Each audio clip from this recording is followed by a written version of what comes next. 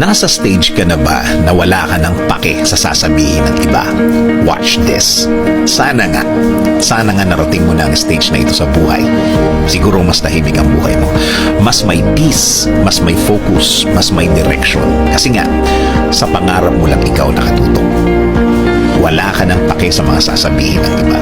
Hindi ka na naapektuhan ng mga salitang wala namang pakinabang sa mga gagawin mo. Hindi naman makakatulong in any way and in any form. Mga salitang daldal lang talaga.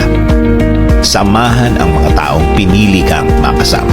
Dahil ang mga taong ito ay willing magbigay ng oras. Oras na pinili nilang i-share sa'yo. Oras na pwede mong asahan sa mga support na kailangan mo. Support na hindi mo mahahanap sa ibang tao.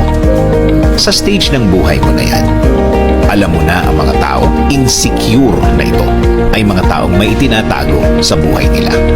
Akala nila kapag pinintasan nila ang ibang tao, may tatago nila ang problema nila sa buhay. Akala nila the more na may ikinakalat silang mali sa'yo, sumisikat sila at nagiging okay ang tingin ng ibang tao sa kanila. Akala nila natatakpan ang mga insecurities nila sa buhay. Sa totoo lang, masama ang tingin ng mga tao. Kinukwentuhan nila sa kanya. So tama, the more na wala kang pakialam sa kanila, the more na tahimik ang buhay mo, the more na nakatingin ka sa mga bagay na importante lang. Walang ingay, walang istorbo.